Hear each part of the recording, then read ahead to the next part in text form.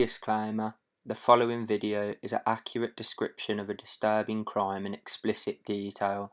Please, if you are sensitive to disturbing content and/or get easily triggered, please do not watch this. Thank you. Thugs guilty of murdering Kings Heath pensioner for just £100 after stalking him from pub. Robert Morrison, nicknamed BUSBY, a 69-year-old wheelchair user, let Ian Knowles, 19, live with him in his flat in Kings Heath.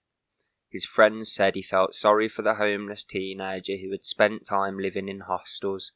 One said he wanted company, he thought that's what he was going to get, but within days he regretted his kindness.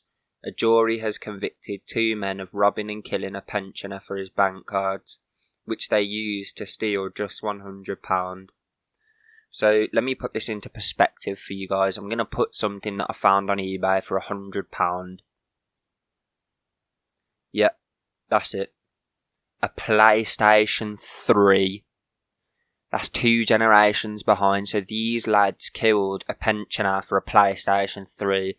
It wouldn't have made a difference if it was for a PlayStation 4 or a 5, but the fact that it was for the same price as a PlayStation 3... oh my lord. It's disgraceful, but I'm going to carry on anyway. Robert Morrison, 69, was attacked in his flat at Grove Road, Kings Heath, on the night of December 10th in 2018. He died 6 days later. Following a trial at Birmingham Crown Court, a jury found Ian Knowles, aged 19, of Waterloo Road, Smethwick, guilty of murder. He had already admitted a charge of robbery. Asmaila Mohammed, aged 20, of Geraldine Way, Hay Mills, was also found guilty of murder and robbery, having denied the allegations. Judge Melbourne Inman QC adjourned sentence until January 22nd. Mr. Morrison, a wheelchair user affectionately known as BUSBY, was described as kind-hearted and a one in a million by friends. The jury was told Knowles and Mohammed travelled to Kings Heath on the night in question intentionally to find him. They lay in wait for him to leave the Pear Tree pub, where he was a regular, and stalked him home to his flat at Coxmoor House. There they swiped his bank cards and fled to the high street to try and withdraw cash, but they were blocked for using the incorrect PIN numbers. The pair returned to Mr. Morrison's home to obtain the correct codes. During one or both of the visits, the pensioner was attacked and sustained broken ribs and bruises to his face. He went to his neighbours for help the following morning, but 6 days later died in hospital, having suffered a cardiac arrest. The jury heard Mr. Morrison's health was particularly vulnerable at the time because he suffered from chronic obstructive pulmonary disease, or CPOD for short. It's a chronic and long-lasting inflammatory lung disease which causes an obstructed airflow to the lungs. The symptoms include difficulty breathing and wheezing.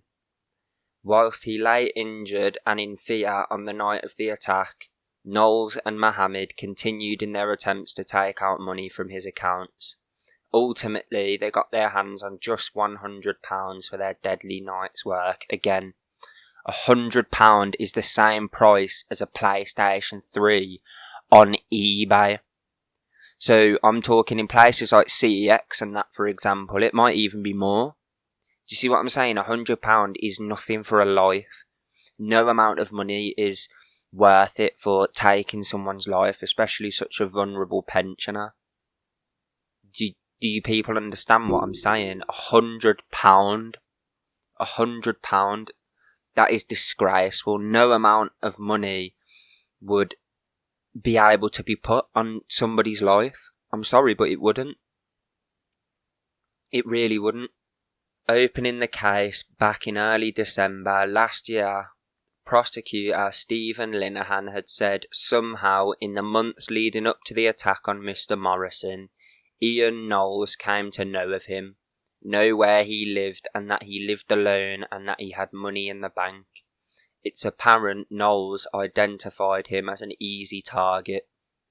During 2018, they began to target him to get money out of him, and it was that targeting of him for the money that eventually led to these two on that night in December forcing their way into his flat, attacking him, robbing him, and causing injuries that the neighbour saw in the morning.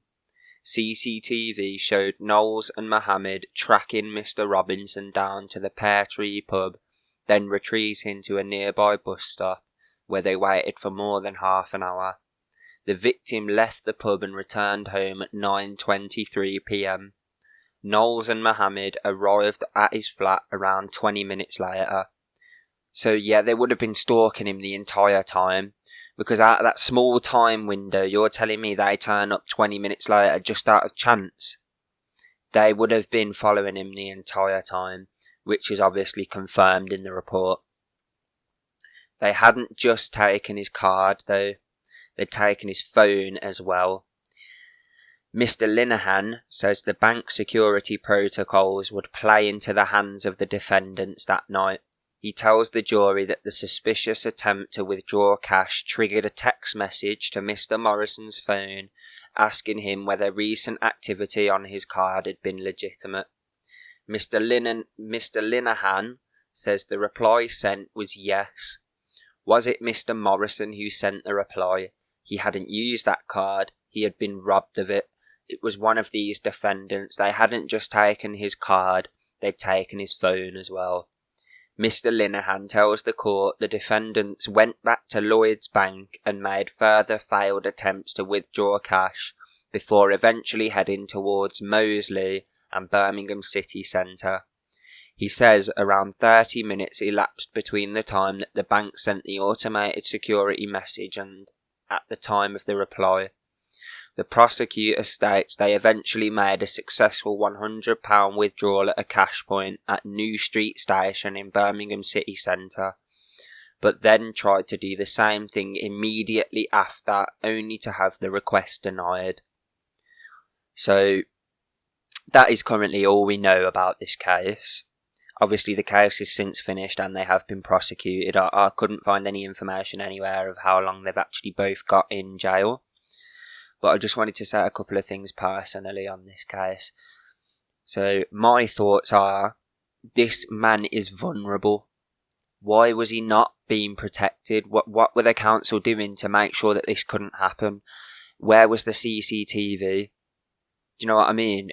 I know it's common knowledge in big flat blocks that they have these CCTV cameras. And in an area I used to live in called Halzoin, they have a lot of big flats, and they actually have cameras that live feed. So they actually have security people who watch these cameras live as things are happening. They can turn the cameras and they can watch. So I want to know, where were the security measures for this block of flats? Because this particular block of flats was synonymous with elderly people.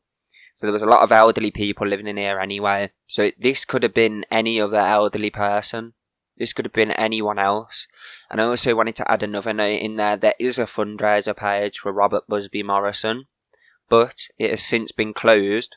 And I also just wanted to quickly touch on the fact that the fundraiser only raised £400, which is obviously amazing, and I'm not taking away from that. That's an incredible amount of money to raise just from random people sending in donations. But I do want to also say this. In the Oliver Stevens case that I covered, over $15,000 was raised for Oliver Stevens.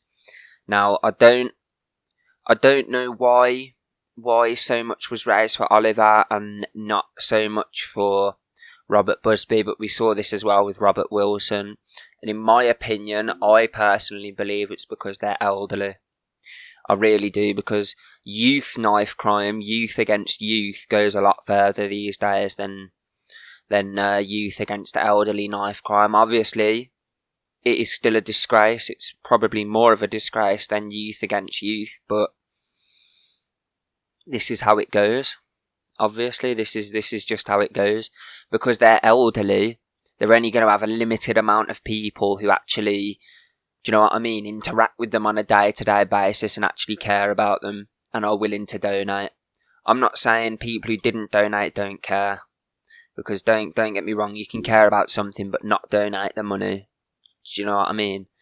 Just my point is that if this was someone younger, this would have been a lot more mainstream. This would have been plastered all over the Sun, the front, the front of the Sun, all over the front pages on newspapers and websites, and it would have been all over Facebook. But what's funny about this case is I had to dig through 25 different disturbing cases that have happened in Birmingham to find this case.